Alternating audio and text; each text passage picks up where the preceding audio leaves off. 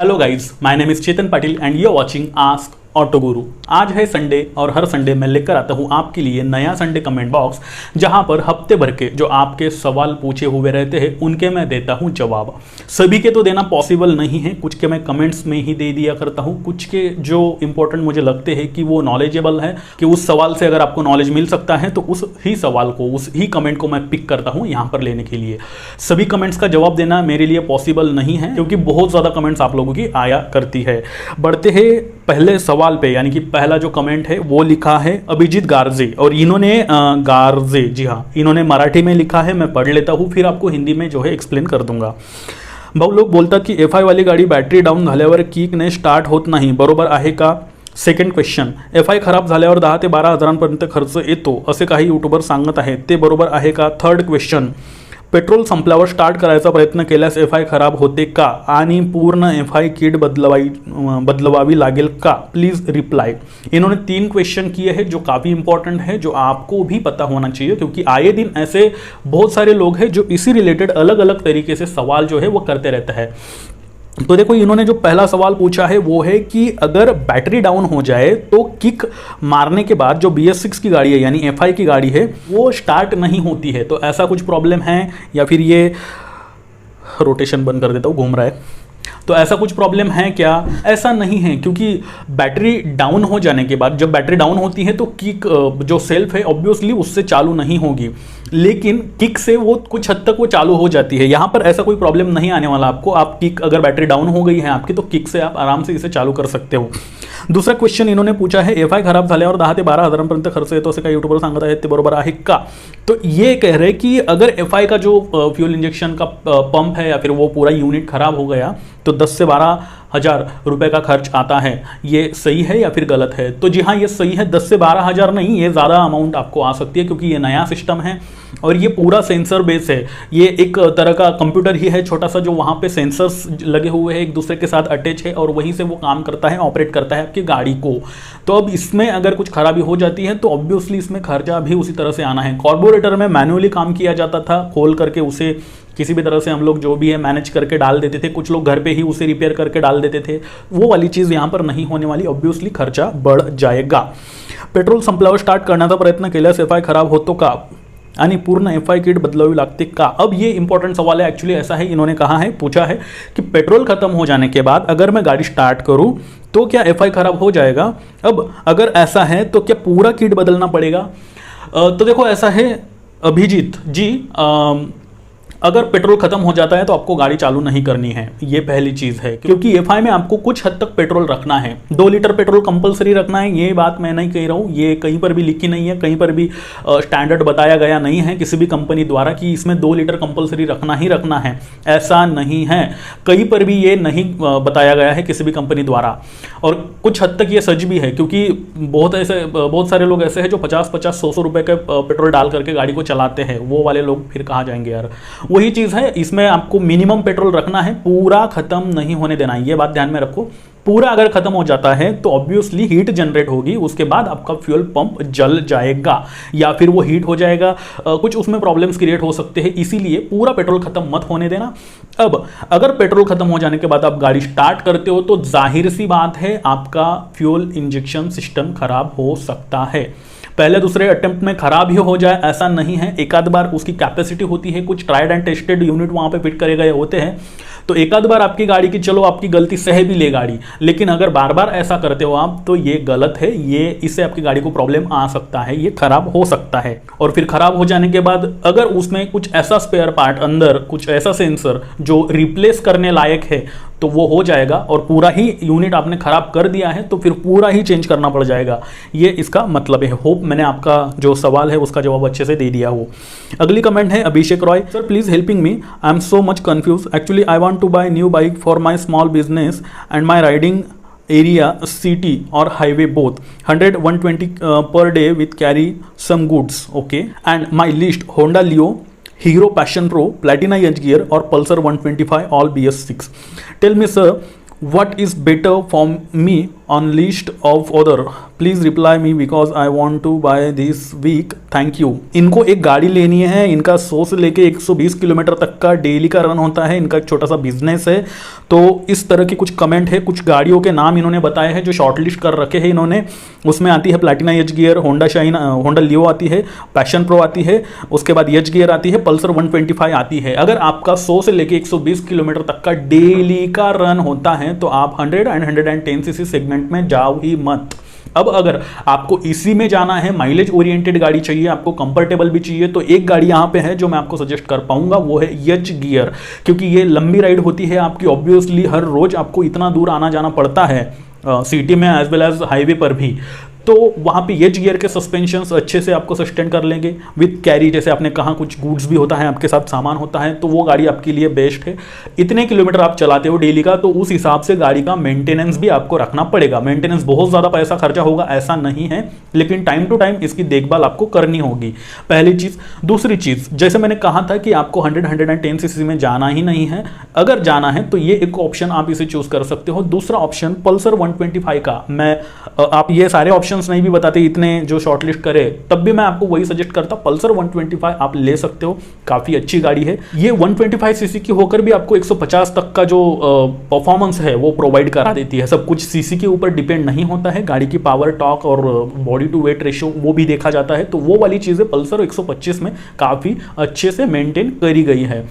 तो ये दो गाड़ियां हैं, इन दोनों में से आप कोई भी एक परचेस कर सकते हो। अगर आपको माइलेज अच्छा चाहिए, आप माइलेज ओरिएंटेड बंदे हो, कहीं ना कहीं जो है पेट्रोल का आप ज़्यादा बेयर नहीं कर सकते हो, तो एच गियर ले सकते हो। परफॉर्मेंस चाहिए, माइलेज थोड़ा सा कम आपको चलेगा, तो फिर पल्सर आप ले सकते हो। बढ़ते हैं आगे, अगली जो कमेंट है वो है विक्रांत कश्यप, क्या अब हीरो खत्म होने वाला है? नोकिया की तरह भाई ये कुछ नया नहीं कर रहे, एक भी सुपर बाइक नहीं है इनके पास 200 सीसी में, मैं सबसे पीछे, हीरो कुछ तो करो। अब इन्होंने पूछा है हीरो एक्चुअल सही बात कही है इन्होंने, इस कमेंट को लेने का मेरा उद्देश्य भी यही था। देखो ऐसा नहीं है कि अगर इनके पास कोई भी सुपर बाइक नहीं है तो ये खत्म हो गया। 100-110 सीसी और 125 सीसी में ये आज भी किंग है। और जिस तरह से लास्ट बॉल पर हीरो ने छक्का मारा है एक्सट्रीम उतार करके, वाकई लाजवाब है। मैं किसी की तारीफ नहीं कर रहा हूँ, लेकिन जब आप इस गाड़ी को चलाओगे तो आपको उसकी जो अहमियत है वो पता चल जाएगी। इसी के साथ ये जो है 200T एक्सपल्स की भी प्लानिंग कर रहे हैं, जल्द ही मार्केट में आपको अलग अलग जगह पे दिख जाएगी।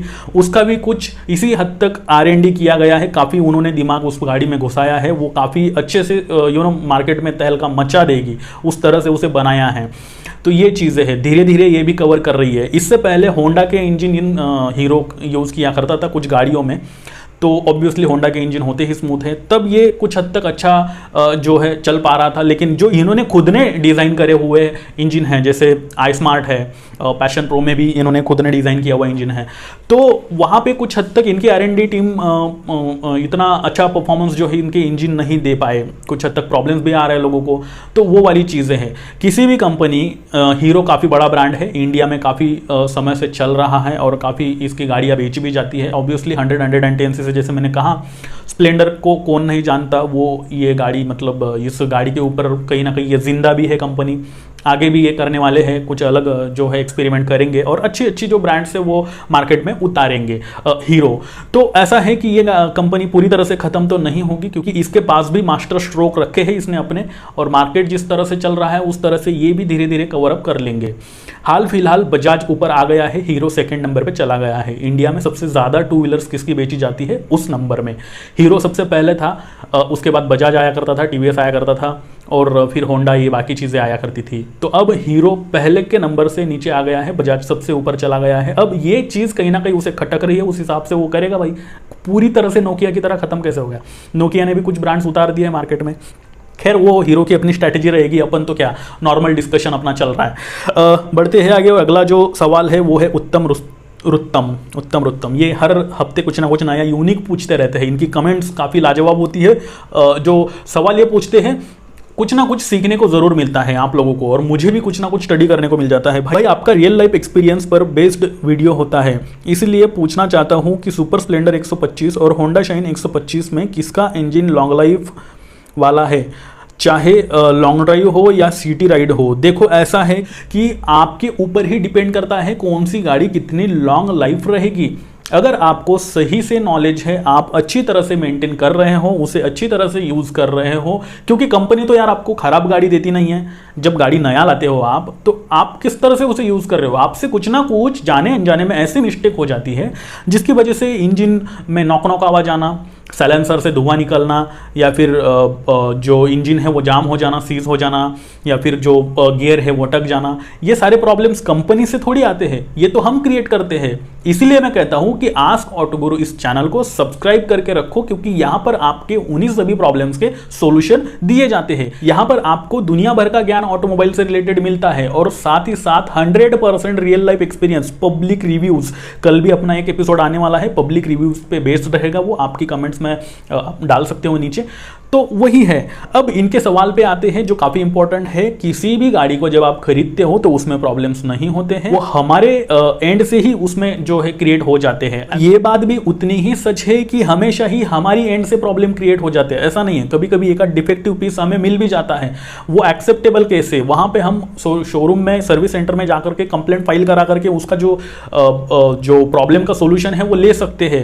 अब लॉन्ग लाइफ कौन सी गाड़ी कितनी रहेगी, कोई भी गाड़ी छोटे लाइफ के लिए नहीं बनाई हुई थी। कस्टमर के लिए जो मैन्युफैक्चरर होता है, हीरो या फिर बजाज या फिर होंडा या फिर यामाहा या फिर सुजुकी, कोई भी ये नहीं चाहेगा कि मेरी ये जो गाड़ी है मैं मार्केट में दे रहा हूं बेचने के लिए, इस पर्टिकुलर बंदे को दे रहा हूं, इसकी लाइफ कम हो। और कोई भी ये नहीं चाहता कि मेरी जो गाड़ी है उसकी लाइफ सबसे बहुत ज़्यादा हो, ये ले, ऐसा नहीं होता है। लाइफ हमारे ऊपर डिपेंड करती है, हम उसे किस तरह से मेंटेन रखते हो। आपने दो गाड़ियों का नाम लिया है, सुपर स्प्लेंडर और जो शाइन है वो। यहाँ पे कुछ प्रैक्टिकल चीज़ें बताना चाहूँगा। होंडा के इंजन होते ही स्मूथ है, क्योंकि ये इसकी महारत इसने हासिल कर ली है। जापानीज ब्रांड है। होंडा के इंजन कुछ हद तक इससे पहले हीरो भी यूज़ किया करता था, तो होंडा के इंजन अच्छे होते हैं, लॉन्ग ड्यूरेबल भी होते हैं। अब सुपर स्प्लेंडर ऐसा है कि यहाँ पर ये हीरो द्वारा बनाई गई है, तो आप प्रीवियस ट्रैक रिकॉर्ड के हिसाब से, यानी कि इतिहास उठा करके देख सकते हो कि किसकी गाड़ी कितनी चलेगी। वही एक चीज़ है जिससे हम जज कर सकते हैं। लेकिन ऐसा नहीं है कि लॉन्ग लाइफ दोनों भी नहीं है, या फिर दोनों ही बहुत ज़्यादा लॉन्ग लाइफ है।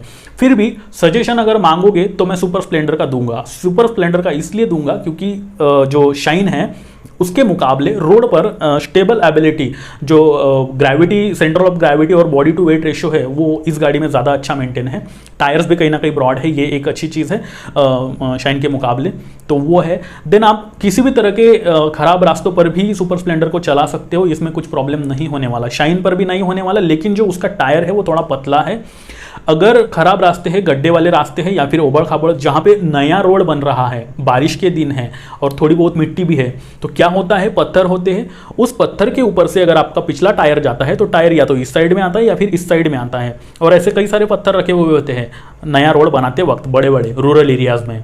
सिटी में तो चलो छोटे छोटे पत्थरों से सड़क बना डालते, बड़े बड़े जो पत्थर होते हैं या तो इस साइड में टायर आता है या फिर इस साइड में आता है, फिर आगे जाके कोई और पत्थर आता है, फिर इस साइड में, उस साइड में, ऐसा होता है। और अगर आपके पीछे कोई वन साइड लेडीज बैठी है, माँ है, बहन है, दादी है, कोई भी हो सकता है, व्हाटएवर, तो उनको अनकंफर्टेबल फील होता है। फिर वो या तो आगे झुकते या तो पीछे झुकते। ये काफ़ी प्रैक्टिकल चीज़ है, कोई नहीं बताएगा आपको, सिर्फ मैं बता रहा हूँ। जी हाँ, ये समझ के चलो आप, उसके ऊपर आप डिसीजन ले पाओगे। तो या तो वो डिसबैलेंस होगा, जो पिलियन है, होगा जो भी है, वन साइड में बैठने वाला सिर्फ लेडीज़ ही होती है, ऐसा नहीं है, जेंट्स भी होते हैं, हमारे दादा है या फिर पापा वगैरह कोई हो सकता है, व्हाटएवर, तो वो भी डिसबैलेंस होगा। और गाड़ी के साथ अगर पिलियन डिसबैलेंस हो रहा है तो राइडर को कॉन्फिडेंस नहीं आएगा, भगवान ना करे वहाँ पे कुछ हादसा आपके साथ हो जाए, गिर भी सकते हो। वो वाली चीज़ कुछ हद तक कम देखने को मिलती है सुपर स्प्लेंडर में। अब ये सिर्फ उसी रीज़न के लिए मैं बता रहा हूँ आपको कि आप सुपर स्प्लेंडर ले सकते हो।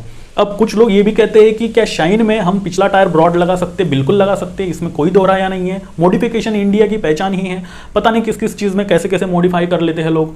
लीगल होता है, कुछ इलीगल भी होता है, तो ये लीगल ही है। आप टायर जो है बड़ा लगा सकते हो शाइन में। इसका साइड इफेक्ट ये होगा कि गाड़ी का परफॉर्मेंस कहीं ना कहीं आपको कम मिलेगा। पिकअप कुछ टाइम बाद कम मिलने लग जाएगा, माइलेज कुछ टाइम बाद कम मिलने लग जाएगा, चेन्स पॉकेट में कुछ हद तक थोड़ा बहुत प्रॉब्लम आपको फ्यूचर में आ सकता है। दूसरी चीज़, अगर आप बड़ा टायर लगाते हो तो कहीं ना कहीं आपको जो हाईवे पर क्रूजिंग स्पीड होता है वो थोड़ा सा कम मिलने लग जाएगा। इंजन भी कुछ हद तक हीट भी होने लग जाएगा, क्योंकि आपने बड़ा लगा दिया है ना टायर। तो वही चीज़ है, ये बड़ा टायर लगाने की वजह से ये भी कुछ प्रॉब्लम्स क्रिएट हो सकते हैं, वही चीज़ है। तो आई होप अभी इतना सब कुछ बताने के बाद मैंने रुत्तम जी आपके सवाल का मैंने परफेक्टली जवाब दे दिया होगा। बढ़ते हैं आगे, और अगला जो सवाल है वो है जतिन कुमार दास। भाई, न्यू गाड़ी को पहले 1000 किलोमीटर के अंदर 40-50 किलोमीटर स्पीड में चलाना है, लेकिन एक दिन में कितना किलोमीटर चलाना है पहले 1000 किलोमीटर तक। तो आपकी ज़रूरत के हिसाब से आप चला सकते हो। अगर आपको 70 किलोमीटर जाना है या फिर 100 किलोमीटर जाना है तो आप लेके जा सकते हो। 200 किलोमीटर ही क्यों ना हो, 500 किलोमीटर ही क्यों ना हो, अगर आपको जाना ही है तो आप जा सकते हो। लेकिन मैंने जैसे उस वीडियो में कहा था, मैं यहाँ पे लिंक दे दूंगा, उसकी शो हो जाएगा आपको यहाँ पे, और देख लेना आप, उसमें सारी इन्फॉर्मेशन आपको मिल जाएगी। क्या होता है, नई गाड़ी लेते हो आप, तो मैंने ये भी कहा था कि 40-50 किलोमीटर के अंदर चलाना है फर्स्ट सर्विसिंग तक, या फिर 1000 किलोमीटर तक वेयर एंड टेयर होता है इंजन के स्पेयर पार्ट का, तो वो है इसीलिए। अब यहाँ पे आप अगर 70, 100, 150 किलोमीटर भी दिन का चला लेते हो कोई प्रॉब्लम नहीं है, लेकिन 50, 55 या फिर 60 किलोमीटर क्रॉस कर लेने के बाद आपको गाड़ी को रेस्ट देना है कम से कम 10 मिनट का। इससे होगा ये कि जो इंजन है वो अच्छे से ठंडा हो जाएगा, उसमें ज़्यादा फ्रिक्शन नहीं होगा, ज़्यादा हीट हो जाने से अंदर प्रॉब्लम आ सकते हैं। तो ऐसा मत समझो कि कितने लॉन्ग राइड के लिए जा सकते हैं, नहीं जा सकते, ऐसा नहीं है। गाड़ी को थोड़ा रेस्ट दो, फिर लेके जा सकते हो आप, कहीं पर भी कोई दिक्कत नहीं आने वाली। इसी के साथ खत्म करते हैं आज का संडे कमेंट बॉक्स। अगर आप चाहते हो कि आपके कार और बाइक से रिलेटेड सभी सवालों के जवाब, इनफैक्ट सभी प्रॉब्लम्स के सॉल्यूशन आपको एक ही जगह पे अवेलेबल हो जाए, ऐसा आपको लगता है, तो जी हाँ, आप बिल्कुल सही जगह पर आए हो। इस चैनल को सब्सक्राइब करे बगैर मत छोड़ना। अभी भी अगर आपने मुझे इंस्टा और ट्विटर पर फॉलो नहीं कर रखा है तो उसकी भी लिंक मैंने नीचे डिस्क्रिप्शन में दे रखी है, वहां पर भी आप मुझे फॉलो करके आपके जो मन में दुविधाएं हैं गाड़ियों से लेकर पूछ सकते हो। और कल के लिए मैं आपको रिमाइंडर देना चाहूंगा, क्योंकि कल है मंडे, और हर मंडे मैं लेकर आता हूं आपकी बात आस्क ऑटो गुरु के साथ, ये सीरीज जो कि 3rd पार्ट हमारा रहेगा। इससे पहले 2 वीडियोज मैं अपलोड कर चुका हूं, जिसमें 100% real life experience, 100% public review share किया जाता है। आप अगर किसी भी तरह की कोई बाइक है, कार है, यूज कर रहे हो, आपके साथ जो भी उसके प्रोस है, कौन से हो रहे हैं, आपका ओनरशिप रिव्यू हमारे साथ शेयर कर सकते हो, इंस्टा पर शेयर कर सकते हो, नीचे कमेंट में लिख करके भेज सकते हो। वो मैं मेरे थ्रू लोगों को शेयर करूंगा आपके नाम के साथ साथ, ताकि वो गाड़ी लेने वाले और भी लोगों को उसके बारे में पता चले। बस यही एक छोटी सी कोशिश है हमारी। अब मैं चेतन पाटिल लेता हूं आपसे विदा, और फिर से मिलता हूं ऐसे ही किसी नए इंटरेस्टिंग वीडियो के साथ। तब तक के लिए नमस्कार।